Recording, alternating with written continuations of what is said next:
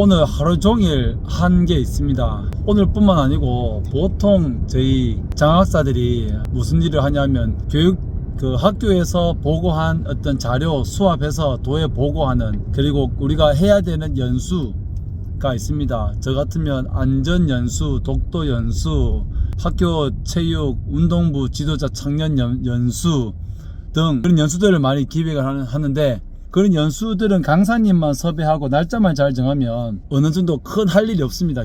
기본적인 포맷이 있기 때문에 그냥 날짜 잘 정해서 선생님들께 참여하세요 라고 해서 강사님들 초청하고, 그 다음에 이제 연수 이수 시간 주면 이제 그만이죠. 근데 그거 말고도 이제 기획 같은 새로운 것들을 할 때가 많이 있습니다. 그러면 온갖 자료를 다 찾아봅니다.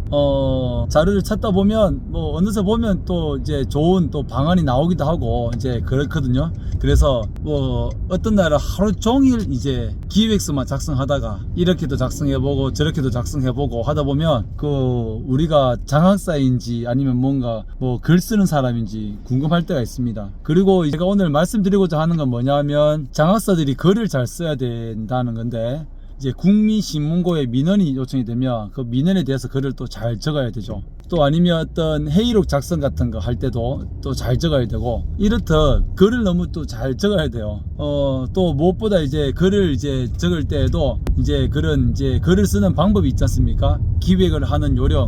옛날에 이제 그 전문직 시험 칠 때에도 다른 이제 교직 소양이나 뭐 교육학이나 이제 어떤 객관식도 치고 논술을 치게 됩니다. 논술을 치는 게 뭐냐 하면 자기의 생각을 얼마만큼 잘 조리 있고 합리적으로 잘 표현하느냐, 독창적으로 또 잘 표현하느냐, 그 논술 시험을 치는데 많이 힘들었습니다. 준비하기에도. 뭐 이제 예를 들어서 또 이제 기획 1차를 붙으면 2차에서 기획안을 작성해야 되는데, 목방 세기, 목적, 방침, 세부 내용, 그 다음에 기대 효과, 그리고 예산, 더 나아가서는 뭐 목적도 있을 수 있고, 그 다음에 등등 행정 사항도 있을 수 있고, 그 모든 이제 기획을 잘해야 되는데, 아까 앞서 말씀드린 대로 이제 하루 종일 기획을 하고 해도 정확한 어떤 행사 계획이 안 나올 때도 많습니다. 물론 이제 기존에 있는 연수라든지 기존에 있는 어떤 그런 행사를 그대로 할 수도 있지만, 그것만 하면 이제 장학사가 이제 능력 발휘를 다 이제 못하게 되는 거죠. 그만큼 이제 무언가 이제 어떤 사안에 글을 적는다든지, 그리고 어떤 협의회를 했을 때 돌발 상황, 어떤 예상치도 못한 학교의 뭐 건의 사항이라든지, 아니면 심지어 제 업무는 아니지만 다른 업무 중에 전교조에서 이제 어떤 단체 협약에 의한 어떤 그 질의서를 내고 어떤 교육청과 노조하고 어떤 협의를 합니다. 그러면 질문지를 학교의 어떤 업무 개선에 대한 방안, 그리고 어떤 실무사님들에 대한 복무에 대한 부분들, 생각지도 못했던 사소한 그런 질문들을 학교를 계시는 전교조 선생님들이 먼저 질문지를 줍니다. 그러면 교육청 장학사들이 왜 연수를 전반기에 하는지, 왜 이런 내용들을 하는지 답변서를 해야 됩니다. 그런 답변서를 작성할 때에도 이제 글을 잘 적어야 하고, 또 그리고 이제 제일 무엇보다 중요한 것은 행정감사 시에 교육자님께서 답변할 수 있는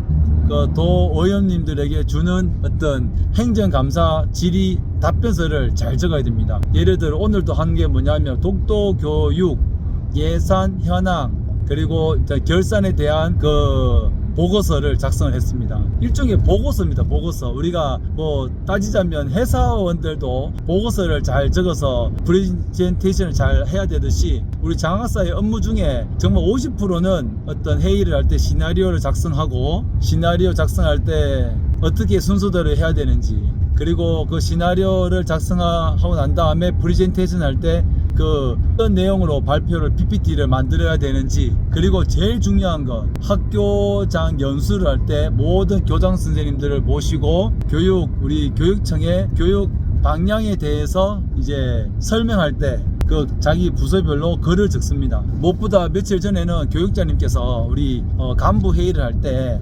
장학사님들과 각 행정자의 담당 계장님들과 매주 금요일마다 아침 9시에 간부 회의를 하는데, 그때 학교 운동부 현안에 대해서 발표를 하라는 그런 이제 자유 발표가 있었습니다. 그래서 제가 한 10장 정도 준비를 있는 자료 다 합쳐서 이제 하게 된 거죠.